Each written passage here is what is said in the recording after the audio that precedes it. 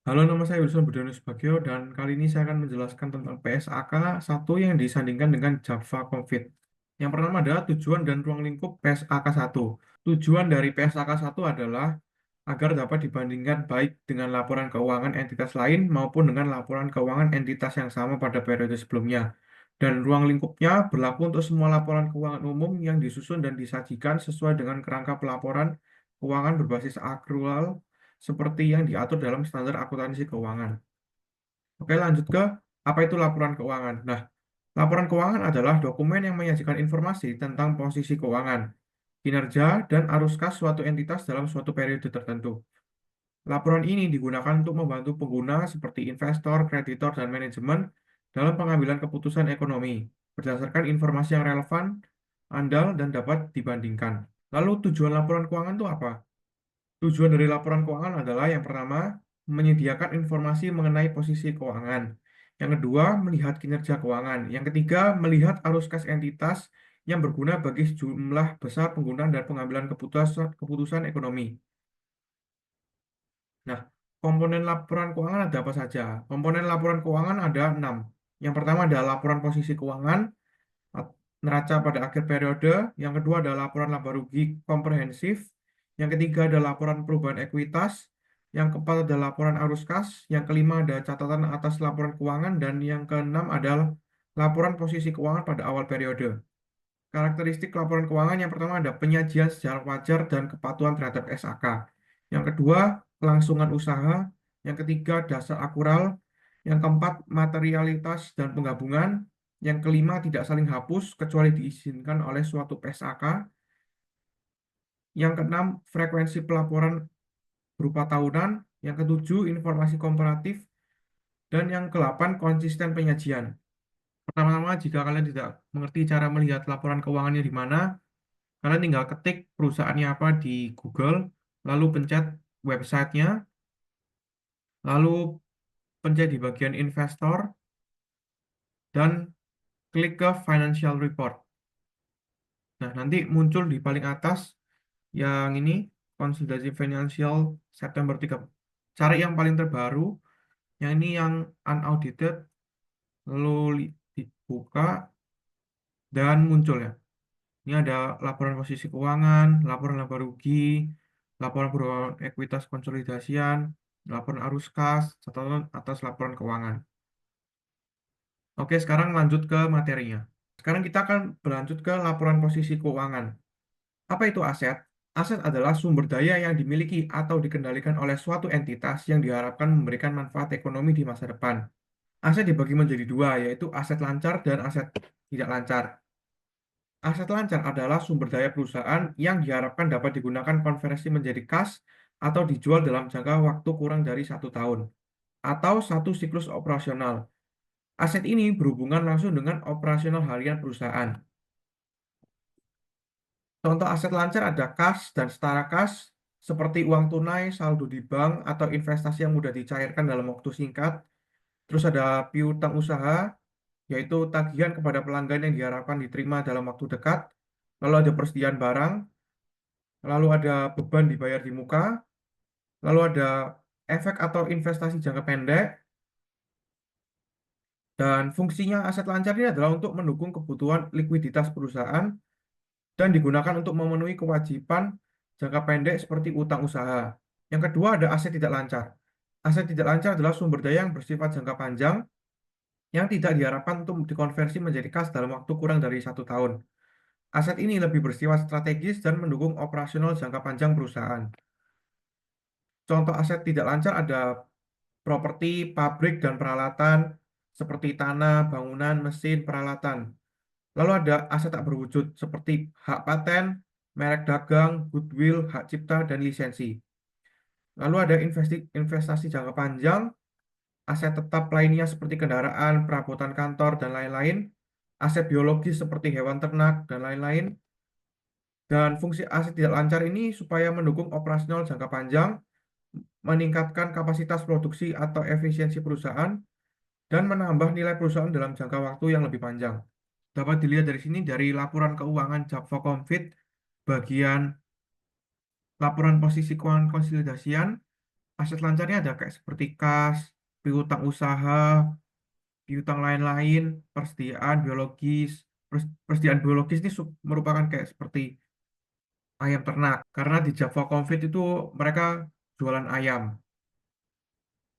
Dan juga ayamnya ada dipelihara untuk dijual telurnya. Lalu ada biaya dibayar di muka, uang muka, aset derivatif, pajak dibayar di muka, dan pokoknya yang bayar di muka itu ada di aset bagian lancar. Lalu di bagian aset tidak lancar ada seperti tagihan restitusi pajak, aset pajak tangguhan, investasi saham, investasi dalam ventura bersama, goodwill, aset biologis seperti ayam, hewan-hewan atau tumbuhan. Lalu uang muka pembelian aset tetap, aset hak guna, properti investasi, aset tak berwujud, aset derivatif, tanah, tanah juga ini. Dan di sini di Java Confit paling banyak di aset lancarnya adalah persediaan, persediaan neto. Dan kalau di aset tidak lancar paling banyak adalah aset tetap. Oke, lanjut ke liabilitas. Liabilitas adalah kewajiban atau utang perusahaan kepada pihak lain yang timbul dari transaksi masa lalu dan harus diselesaikan di masa depan. Biasanya dalam bentuk pembayaran kas, penyerahan barang, atau pemberian jasa. Nah, liabilitas ini bisa dibagi menjadi dua, yaitu liabilitas jangka pendek dan liabilitas jangka panjang. Nah, liabilitas jangka pendek adalah kewajiban yang harus dilunasi dalam waktu kurang dari 1 tahun atau satu siklus operasional perusahaan. Liabilitas ini biasanya terkait dengan kebutuhan operasional harian perusahaan. Contoh kayak utang usaha, beban yang masih harus dibayar, utang pajak, utang jangka pendek, pendapatan diterima di muka. Fungsi dari liabilitas jangka pendek ini adalah yang pertama membiayai kebutuhan operasional sehari-hari, dan yang kedua adalah menunjukkan kewajiban yang harus diselesaikan yang mencerminkan kemampuan likuiditas perusahaan.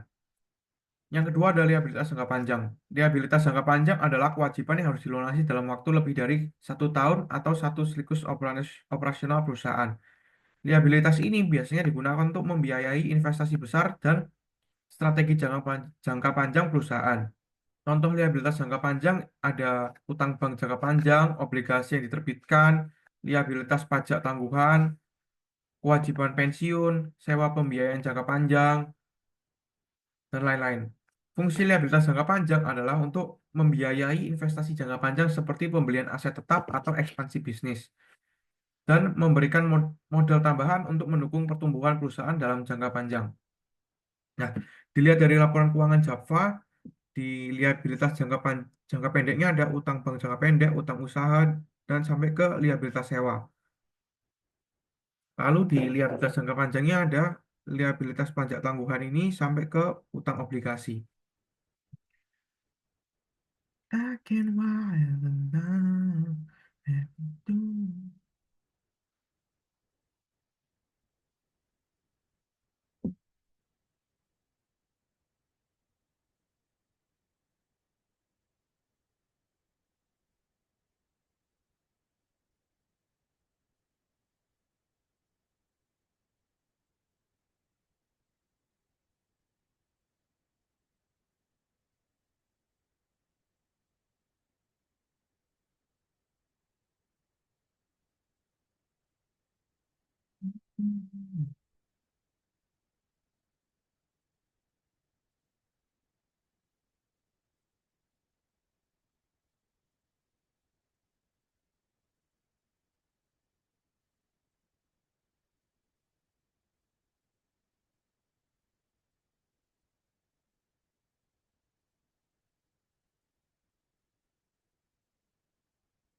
Dan yang dan yang terakhir ada ekuitas.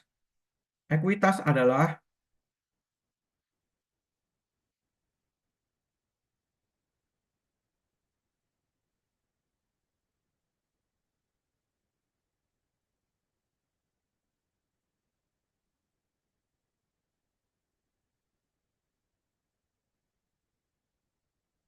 dan yang terakhir ada ekuitas. Ekuas, ek, dan yang terakhir adalah dan yang terakhir ada ekuitas. Ekuitas adalah bagian dari laporan keuangan yang menunjukkan hak residu pemilik atas aset perusahaan setelah dikurangi seluruh kewajiban atau liabilitas. Ekuitas mencerminkan kekayaan bersih perusahaan yang berasal dari kontributas. Dan yang terakhir adalah ekuitas. Ekuitas adalah bagian dari laporan keuangan yang menunjukkan hak residu pemilik atas aset perusahaan setelah dikurangi seluruh kewajiban atau liabilitas. Ekuitas mencerminkan kekayaan bersih perusahaan yang berasal dari kontribusi pemilik dan laba yang dihasilkan oleh perusahaan. Ada beberapa komponen ekuitas. Yang pertama ada modal disetor. Representasi kontribusi dari pemilik atau pemegang saham dalam bentuk uang tunai, aset, atau investasi lain. Contoh, modal saham biasa, saham preferen, atau tambahan modal disetor. Lalu ada laba ditahan. Akumulasi laba bersih perusahaan yang belum dibagikan sebagai dividen dan diinvestasikan kembali ke dalam bisnis. Jika perusahaan mengalami kerugian, laba ditahan bisa menjadi negatif, dikenal sebagai defisit. Pendapatan lalu ada pendapatan komprehensif lain, bagian dari ekuitas yang mencatat pendapatan atau kerugian dari transaksi lain yang tidak mempengaruhi laba bersih, seperti keuntungan atau kerugian akibat selisih kurs, revaluasi aset tetap, perubahan nilai wajar investasi tertentu. Lalu ada selisih revaluasi. Selisih yang timbul dari penilaian ulang aset tetap atau aset lainnya sesuai dengan standar akuntansi. Lalu yang terakhir ada saham treasury. Saham perusahaan yang dibeli kembali oleh perusahaan sendiri dan dikurangi dari total ekuitas. Dan di laporan keuangan Java Confit di bagian ekuitas ada modal saham yang terdapat modal dasar dan modal ditempatkan dan disetor penuh, tambahan modal setor, saham treasury, cadangan saham bonus, selisih nilai transaksi dengan kepentingan non pengendali, lindung nilai arus kas, saldo laba, dan lain-lain. Nah, total liabilitas dan ekuitas harus sama dengan total aset. Kita lihat di sini 35, 534, 772. Nah, kita lihat di sini 335, 534, 772. Nah, ini berarti balance, berarti perusahaan ini sudah menuliskan laporan keuangannya dengan baik. Lalu di laporan keuangan yang kedua ada laporan laba rugi komprehensif. Laporan laba rugi komprehensif adalah salah satu laporan keuangan utama yang menyajikan kinerja keuangan suatu perusahaan selama periode tertentu. Laporan ini mencakup informasi tentang laba bersih dari operasional utama serta pendapatan atau kerugian lain yang tidak dimasukkan ke dalam laba rugi, tetapi tetap mempengaruhi ekuitas perusahaan. Komponen laba rugi komprehensif dibagi menjadi dua. Yang pertama adalah laba rugi, yang kedua adalah pendapatan komprehensif lain. Bagian dari laporan rugi menyajikan elemen-elemen yang berkaitan langsung dengan kinerja operasional perusahaan, seperti pendapatan, beban, dan keuntungan dan kerugian lainnya. Lalu yang kedua ada pendapatan komprehensif lain. Bagian ini mencatat pendapatan atau kerugian yang tidak termasuk dalam laba bersih, tetapi mempengaruhi ekuitas. Contohnya, keuntungan atau kerugian selisih kurs penjabaran mata uang asing, perubahan nilai wajar investasi tertentu, keuntungan atau kerugian dari nilai lindung atau hedging. Lalu yang terakhir ada keuntungan atau kerugian aktuarial dalam program karyawan. Kita bisa lihat dari laporan laba rugi dan penghasilan komprehensif dari PT Java Confit. Yang pertama ada penjualan. Penjualan lalu dikurangi dari beban pokok penjualan menjadi laba bruto, lalu dikurangi beban-beban di sini menjadi laba usaha, ditambah pendapatan keuangan, lalu dikurangi biaya keuangan dan rugi neto pada Ventura bersama ini menjadi laba sebelum pajak penghasilan, lalu dikurangi bobot pajak penghasilan menjadikan laba periode berjalan. Lalu di sini ada pos-pos.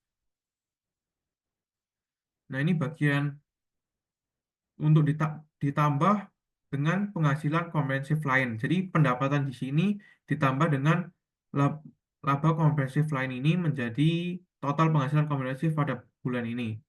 Lalu dijadikan laba periode berjalan, yang ini milik pemilik entitas induk dan yang ini kepentingan non mengendali, totalnya segini, dan laba per saham dasar yang dapat diatributkan kepada pemilik entitas sebesar 180 ini. Berarti jika kalian memiliki satu lembar saham PT Japto Compit ini atau kodenya namanya JPFA, kalian bisa mendapatkan Rp180 ini per lembar sahamnya. Oke, sekarang kita lanjut ke komponen ketiga laporan keuangan, yaitu laporan perubahan modal. Laporan perubahan modal atau bisa disebut juga laporan perubahan ekuitas adalah laporan keuangan yang menunjukkan perubahan dalam ekuitas perusahaan selama periode tertentu. Laporan ini menggambarkan faktor-faktor yang mempengaruhi peningkatan atau penurunan modal pemilik atau ekuitas perusahaan seperti laba bersih, setoran pertambahan, distribusi dividen, atau penyesuaian lainnya. Dan di laporan perubahan ekuitas di PT Jampo Covid ini dibagi menjadi dua. Yang pertama, di bagian atas ini sampai ke sini adalah saldo untuk 2023. Sedangkan yang bawah ini untuk 2024. Nah, bisa kita lihat di sini yang pertama ada saldo pada tanggal 1 Januari 2024 sebanyak segini, lalu ada laba tahun berjalan sebesar segini, total laba total laba komprehensif segini, lalu transaksi dengan pemilik seperti ini ada pembagian dividen, lalu ada kepentingan non pengendali ini penurunan modal kepentingan non pengendali. Nah, ini ada dikurangi segini dan menjadikan total saldo pada tanggal 30 September 2024. Nah, ini saldo akhirnya untuk 30 September 2024. Nah, sekarang kita lanjut ke laporan arus kas. Laporan arus kas dibagi menjadi tiga, yaitu ada arus kas dari aktivitas operasi, lalu ada arus kas dari aktivitas investasi, dan ada arus kas dari kegiatan aktivitas pendanaan. Nah, ini kita bisa lihat arus kas dari aktivitas operasi PT Java Confit. Nah, ini kita bisa lihat penerimaan dari pelanggan sebesar segini, lalu pembayaran kepada pemasok kurang segini, pembayaran kepada karyawan, pembayaran bunga, pembayaran pajak penghasilan. Nah, ini operasinya kan, operasi bisnisnya. Karena PT Java Confit ini kan menjual pakan ternak dan mensuplai ayam untuk ke perusahaan dijadikan nugget Sogut, nugget dan ayam lainnya, olahan ayam lainnya di perusahaan Sogut. Lalu arus kas dari kegiatan investasi ini kita lihat paling besar di penambahan aset tetap. Nah, aset tetap itu ya tadi berupa bisa tanah dan lain-lain. Penambahan investasi dalam ventura bersama, peningkatan kepemilikan entitas anak, penambahan aset hak guna, nah ini hak paten juga bisa di sini, penambahan properti investasi dan lain-lain, tanah, aset apa wujud, penambahan jaminan dan lain-lain. Nah, ini totalnya segini. Kas neto kas neto dari peroleh aktivitas operasi. Nah, ini harus harus plus. Kalau minus berarti perusahaan ini rugi dan operasionalnya itu gagal. Terus, nah kalau investasi ini harus minus karena semakin banyak dia berinvestasi, berarti kan semakin bagus untuk jangka panjangnya bagus. Jadi kalau ini bertambah, berarti dia lagi bisa-bisa jadi lagi jual aset tetapnya kalau bertambah di sini. Nah, kalau berkurang ini berarti dia lagi beli aset investasi lainnya. Lalu ada arus kas dari aktivitas pendanaan. Nah, ini ada pembayaran dividen ke non pengendali oleh entitas anak, penambahan utang jangka bank jangka panjang, penambahan utang bank jangka pendek, kenaikan dan lain-lain ini, pembayaran dividen, ini terus penambahan utang biaya, penjualan saham treasury. Nah, ini ada pembayaran liabilitas sewa. Nah, kas neto yang digunakan aktifan pendanaan ini segini totalnya berarti penurunan neto kas dan setara kas gini dari PT Java Compete ini periode 30 September 2024. Nah, ini minus 119 sekian ini. Lalu dari kas dan setara kas awal tahun ini dikurangin oleh ini, lalu dikurangi oleh pengaruh perubahan kurs pada mata uang asing. Nah, hasilnya segini. Jadi Java Confits di 30 September 30 September 2024 ini punya kas dan setara kas di akhir periode itu sebanyak segini 1.363.31,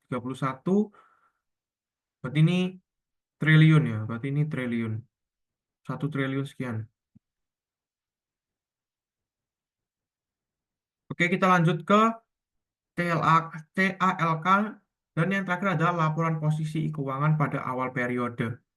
CALK adalah catatan atas laporan keuangan. Adalah bagian integral dari laporan keuangan yang berisi penjelasan atau rincian tambahan mengenai informasi yang tercantum dalam laporan keuangan utama. Ada laporan posisi keuangan, laporan laba rugi, laporan arus kas, dan laporan perubahan ekuitas.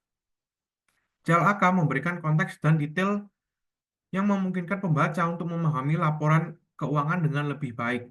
Informasi ini membantu menjelaskan metode akuntansi, asumsi yang digunakan, atau rincian angka tertentu. Lalu ada laporan posisi keuangan pada awal periode. Nah, kenapa kok di sini nggak ada? Karena laporan posisi keuangan pada awal periode adalah laporan yang mengajikan posisi keuangan suatu entitas seperti aset, liabilitas, dan ekuitas pada awal periode pelaporan.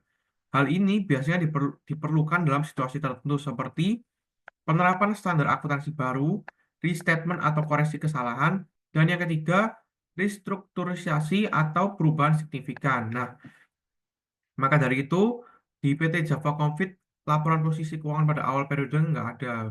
Jadi berakhir hingga CALK-nya. Terima kasih. Nah, sekarang kita akan lanjut ke materi persediaan. Dan kali ini saya akan menjelaskan tentang FIFO perpetual dan average perpetual.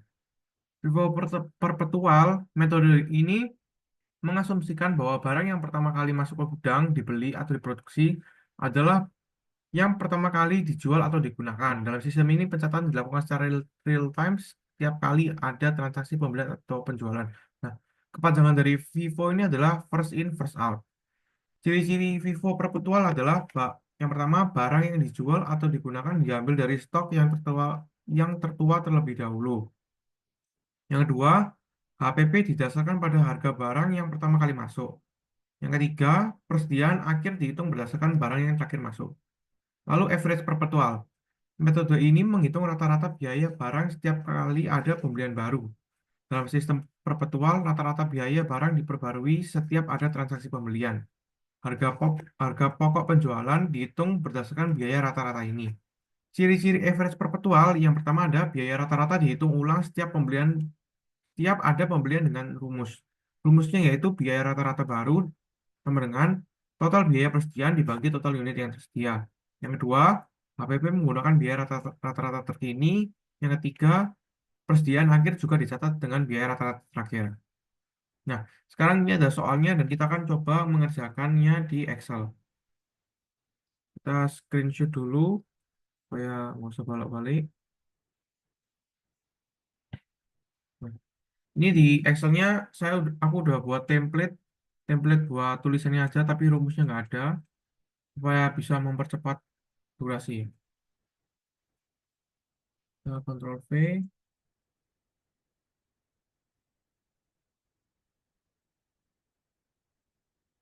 Nah, ini tanggal 1 Januari. Nah, kalau ada persediaan awal, kita jangan tulis di pembelian ataupun penjualan. Kita harus langsung tulis di saldo. Jadi ini 10, unit cost-nya 50.000. Nah, ini totalnya kita sama dengan aja, sama dengan unit dikali unit cost. Langsung aja drag ke paling bawah. Drag ke paling bawah. Terus transaksinya tanggal 5 Januari, pembelian 15 unit, 15 unit cost-nya 60.000. Totalnya 900.000. Berarti inventory-nya kita harus dicatat satu-satu ya. Ini tinggal di copy aja.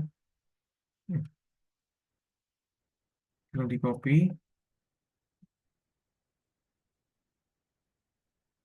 Ini tinggal di copy aja ke bawah. Terus ini juga di copy ke bawahnya. Oke, lalu lanjut ke 10 Januari. 10 Januari menjual 12 unit. Nah, ini kan ada harganya. Nah, harganya ini nggak kepake karena ini buat menghitung keuntungan kita nanti. penjualannya. Nah, ini kan kita hitung HPP-nya dulu. Jadi pakai harga yang ini. Ini beli 12. Nah, ini kan kita ada stok 10, yang pertama 10, yang kedua 15. Nah, terus ini kan dia beli 12. Nah, berarti kita harus menghabiskan yang stok 10 dulu. Ini kopi aja, guys. Kopi,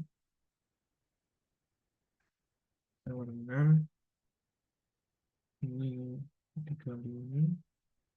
Terus yang sisa duanya pakai harga yang segini.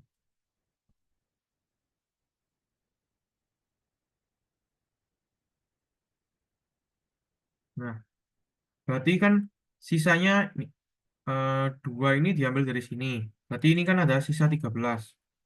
13 dikali 60. 780. Lanjut ke 15 Januari. Beli 10 unit lagi. 10 unit. Harganya 70.000. Berarti ini harus di copy ke sini. Terus copy lagi. Oke. Tanggal 20 Januari. Ada pembelian 8 unit. Langsung aja 8 unit. Pakai harga sini. 480. Berarti sisa 5 ya berarti ya. Sisa 5 kali 60.000. Sisa 300 sama ini. Ya, berarti stok persediaan terakhir tuh segini. Kita perhatikan dulu.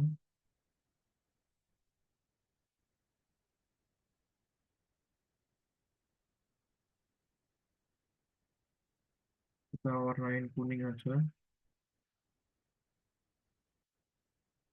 Terus lanjut ke yang average.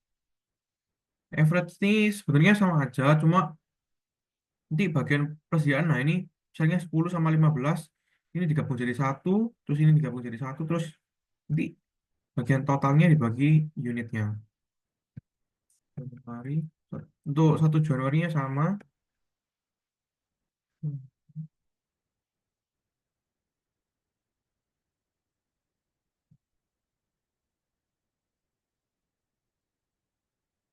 Terus ke tanggal 5.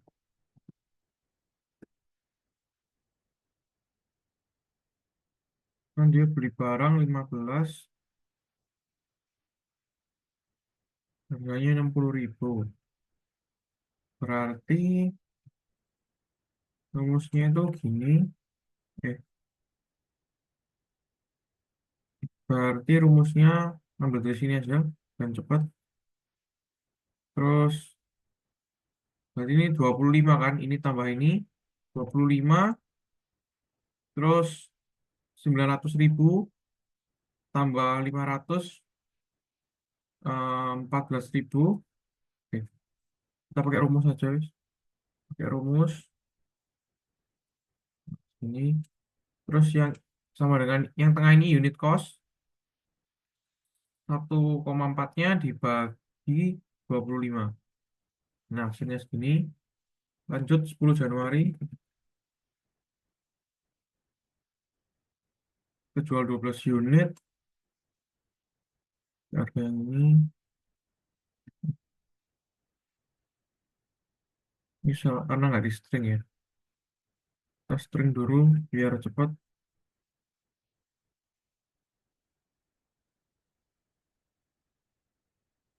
Hmm,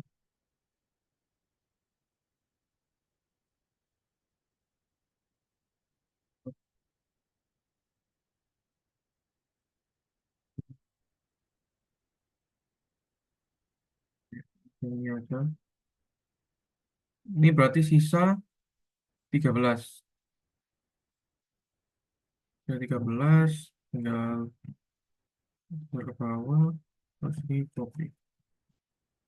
Nah, ini 728. Oke. Lanjut ke 15 Januari.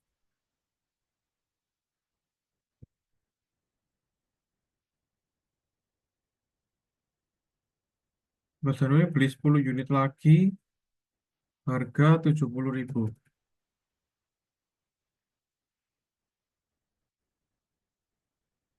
Terus berarti kan total nih yang ini stok ditambah 10 berarti 23. Terus harga total ini ditambah ini dengan ini dibagi 23. Nah, ini kita string lagi biar gampang waktu ada pembelian. Terus tanggal 20 Januari beli jual 8. Tinggal di copy aja. Hmm,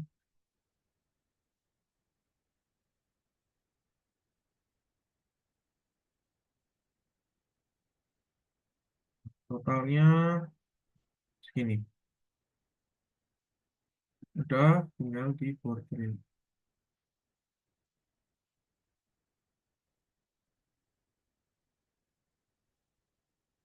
Nah, sekarang kalau kita mau cari keuntungannya berapa, kita tinggal hitung. Nah, ini total. Ini kan total HPP berarti. Yang ini. Alt sama dengan. Eh, sama aja. Sum. Ini. Terus kita hitung ininya. Kita hitung dulu. 12 kali 80.000. Nah, 10 Januari itu 960.000, yang 15 Januari, yang 20 Januari 720.000. Nah, ini tinggal di total aja,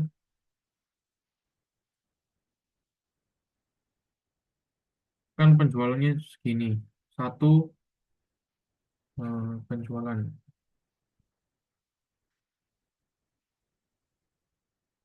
1.680.000. Nah, laba karena ini sudah kelihatan pasti untung. Ini kurangin ini. Nah, ini labanya segini.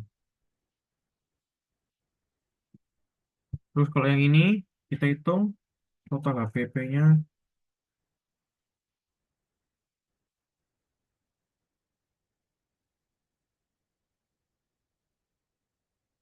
100 segini. Penjualan ini kopi aja.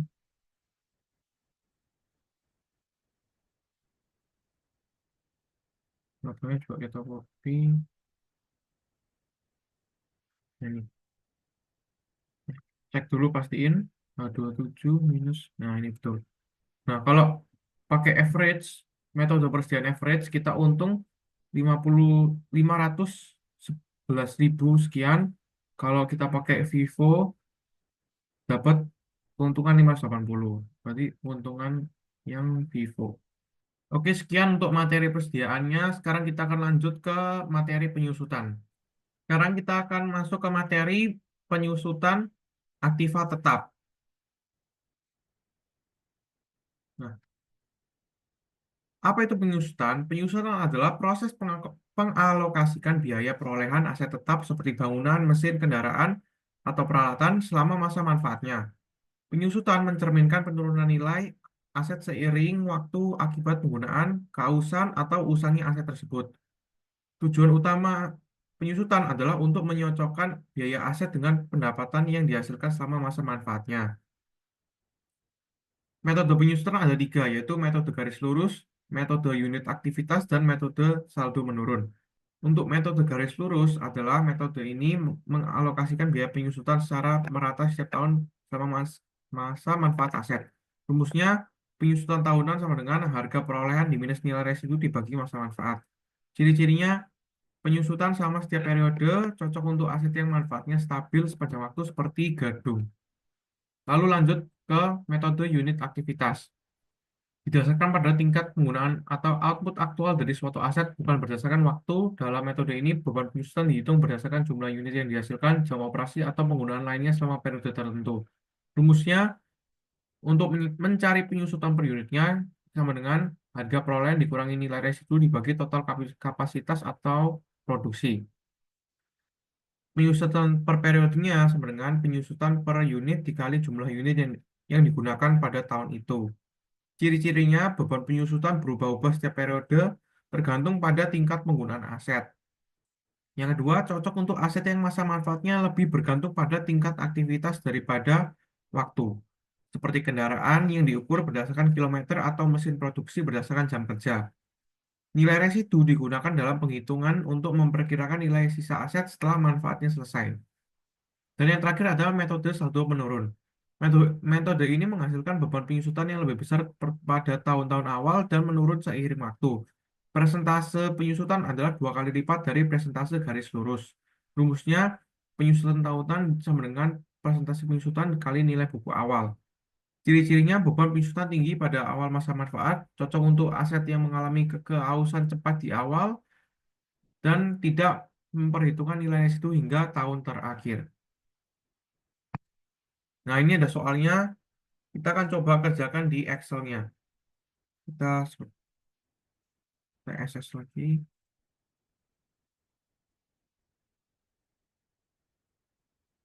Nah, ini kita buka. Nah, ini juga aku udah buat template buat tulisan-tulisannya biar lebih cepat. Biar nggak usah nulis-nulis lagi. Ini tahap pertama yang metode garis lurus. Masa manfaatnya kan 5 tahun. Berarti kita cek dulu. Harga perolehannya kan kita tulis ini keterangan. Harga perolehan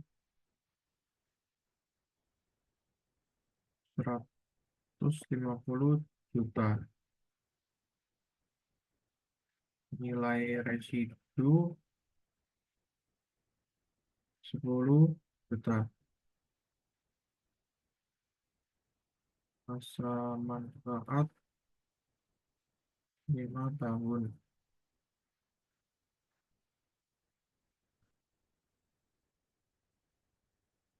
Total kapasitas produksinya 50.000 unit.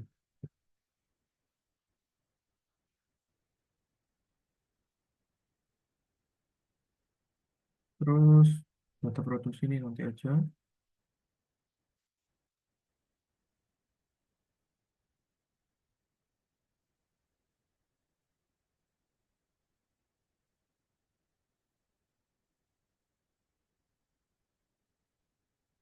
Nah, kita pertama mencari biaya yang bisa disusutkan. Nah, sama dengan harga nilai harga perolehan. Bentar. Oke, sekarang kita akan mencari nilai yang bisa disusutkan. Nilai disusutkan. Sama dengan harga perolehan dikurangi nilai residu. Untuk biaya yang disusutkan, nah ini kan kita tingkat penyusutannya kan. Berarti metode garis lurus kan untuk menghabiskan semua itu kan butuh 100%. Nah, berarti 100%, ya, 100% dibagi 5 tahun. Dengan 20% per tahunnya. Untuk yang garis lurus ya. Berarti ini kita tulis saja mulai 2023 ke 2024. Sampai ke 2027. Yang disusutkan kita masukin 140 juta.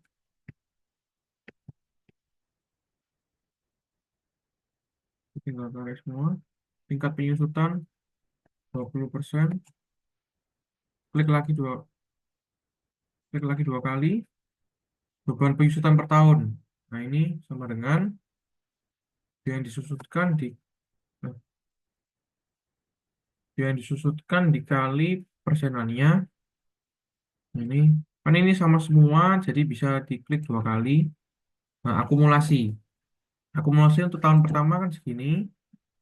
Berarti nilai bukunya sama dengan harga perolehan ini dikurangin ini. Ini J3-nya di string aja. Terus ini sama dengan 28 ini akumulasi ditambah sini. Ini bisa ditarik ke bawah.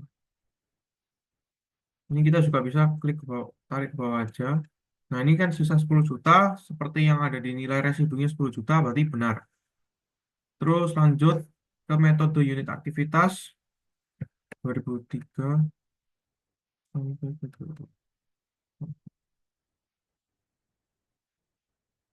2003 sampai 2027.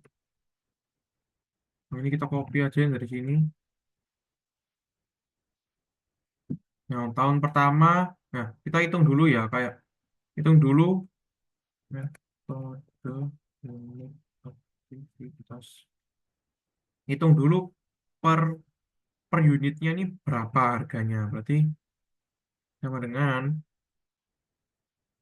ini dibagi 50.000. Nah, ini kan 2.800 kita bisa masukin ke sini ya per unitnya. Unit aktivitas tahun pertama 10.000. Yang kedua 20.000. Yang ketiga 8.000. Yang keenam 7.000. Yang keempat maksudnya. Yang ke yang terakhir 5.000. Nah, klik dua kali aja sama dengan ini dikali klik dua kali lagi. Nah, akumulasi penyusutan sebenarnya ini nilai buku sebenarnya 150 juta ini di minus sebelahnya. Ini sama dengan nah, kalau ini plus kita copy aja ke bawah. Terus ini copy juga. Nah, ini oh J3-nya harus di string, tinggal di copy ke bawah. Nah, ini sisa 10 juta. Nah, untuk yang saldo menurun, berarti kan ini kan 20%. Berarti untuk ininya 40%. Karena dikali dua, double declining. Tahun 2023, 2024, 2025.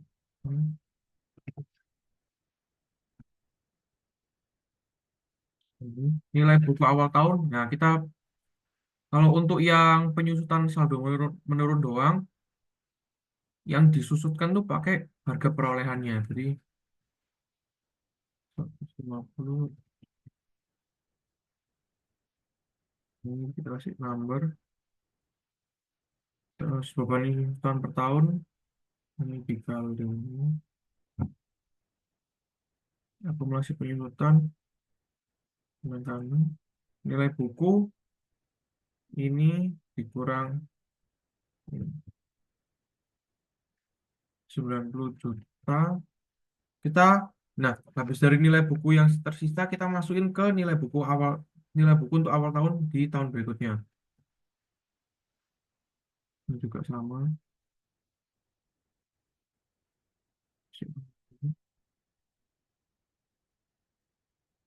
Saja 40% semua.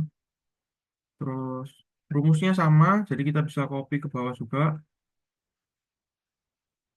Sama dengan ini ditambah ini juga copy ke bawah.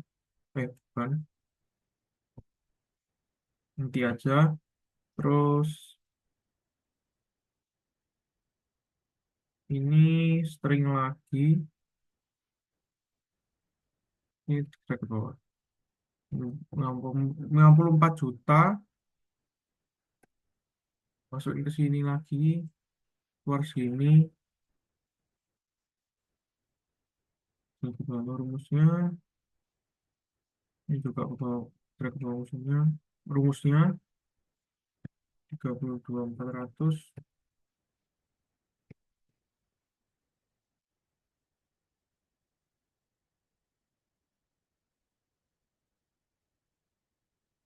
Nah, ini kan ini kan, bentar, ini dimasukin ke sini dulu. Nah, ini kan harusnya 7 juta. Nah, sedangkan kalau ini diisi 7 juta, ini kan lebih dari 10 juta nilai residunya. Jadi, kita nggak pakai 7 juta ini, kita delete. Nah, ini kan 10 juta gitu. Nilai residunya 10 juta, terus ini sisanya segini, berarti ini kita ambil aja dari sini, ini dikurangin. Nah, jadi, penyusutan hari terakhir, tahun terakhir itu harus dihabiskan. Di sini tinggal di drag ke bawah. Nah, udah. Ini sama 10 juta semua. Dan gitu aja penjelasan dari saya mengenai penyusutan. Dan terima kasih.